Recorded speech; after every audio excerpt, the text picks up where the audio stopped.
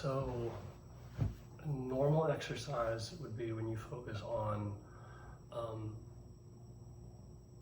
changing how the body feels, right? Like if you were to do something like this, let's say that you could add weight to it, right? And you're pulling.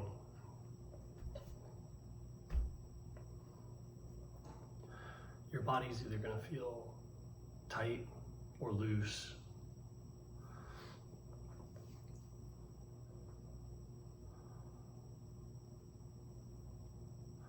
Like weak or strong. Like you're either gonna feel, all you're gonna feel, the only thing that you could possibly feel with the body is like restriction.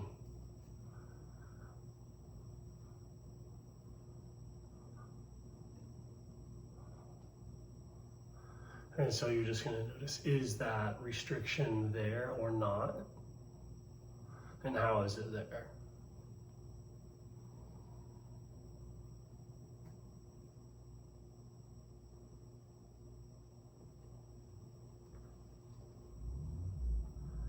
And so the body is the restriction.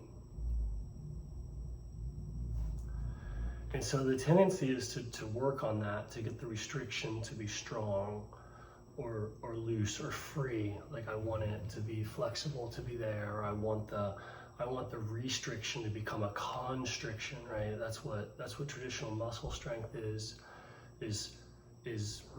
restriction amplified as constriction, when you're actually good at restricting. Like what muscle contraction is a restriction. And that's the epiphenomenon of the body.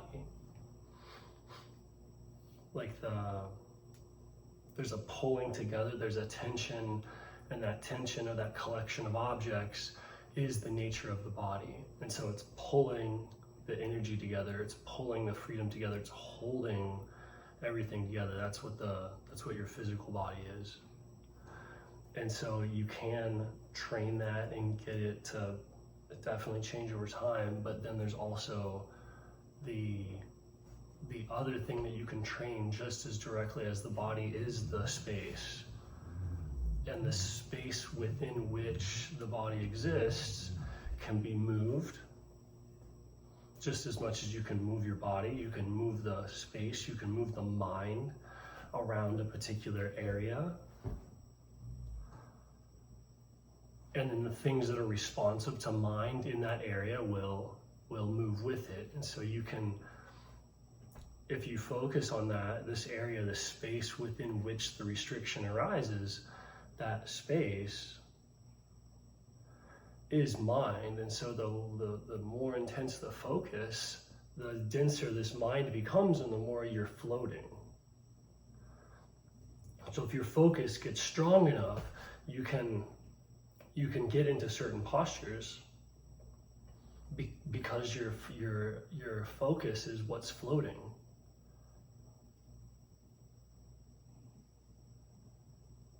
So you could do horse stance for as long as you could remain focused. And to get really strong at that muscle is it's not, there's no, you can't be like, oh, there I did the rep, or oh, there I did the rep, because it's not anything having to do with what this does. It's the quality of the space and like how intensely and how fully are you engaging with the qualities of that space.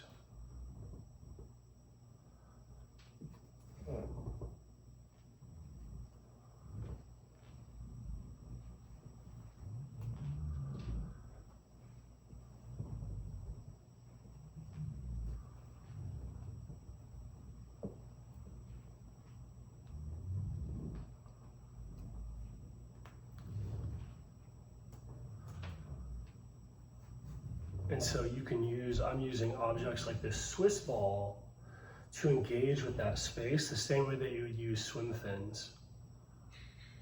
So this space, as you're able to move through it, you can move through it skillfully, you can move through it where it feels like you're getting dragged, you can move through this medium of mind,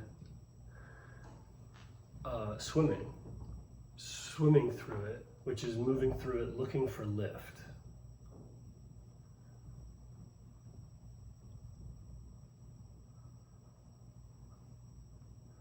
And so the more that you focus, the thicker the medium is. And so the thicker the medium is, the more it levitates you. That's where endurance and other stuff comes from. It's just from focus, because it makes you weightless. That's why it doesn't matter what people believe about their exercise, it works if they're focused. No matter what somebody believes, it only works if they're focused, and the focusing densifies the space of the mind around them. So the body gets hit by currents of will more, and it can feel more. Like a denser mind increases the body's perception, because the body is basically picking up on vibrations that other objects are making. So if focus amplifies, then you're able to pick up on like other ways that things are disturbing the field of consciousness. So your like intuition, acuity comes up. And the only reason any of this ever seems like mysterious is because people pretend that we're not in a medium of mind. And then they also pretend that medium of mind is not water. Like, this is in my body water. My body water is the mind at large.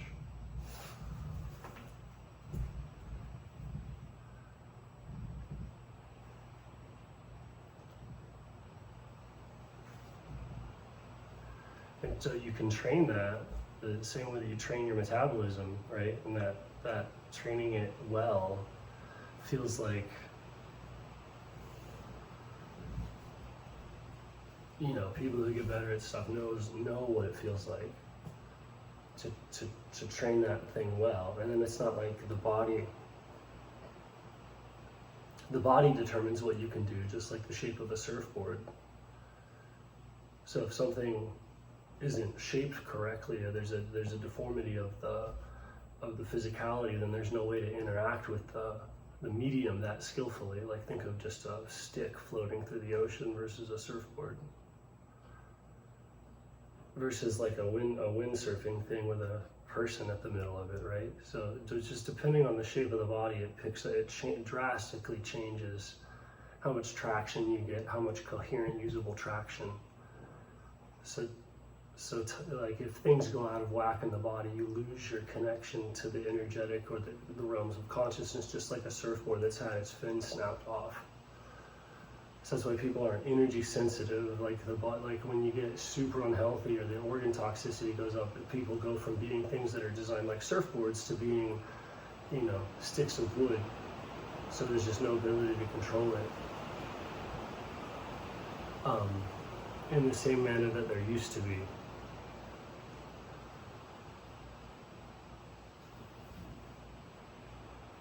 And then people are kind of like stripped of that and taken up into this like maw of Western society. The arc.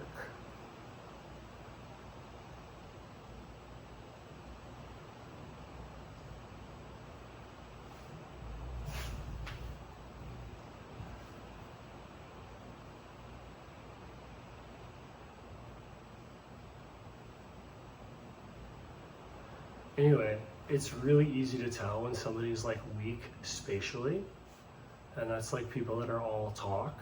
And so there's a lot of people that are into athletics, sports, like qigong, martial arts, sports of all types, that are like spatially weak.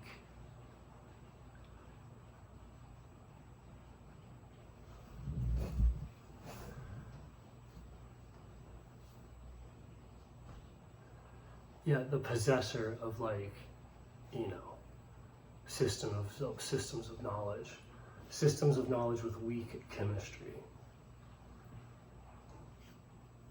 Teachers with no riz.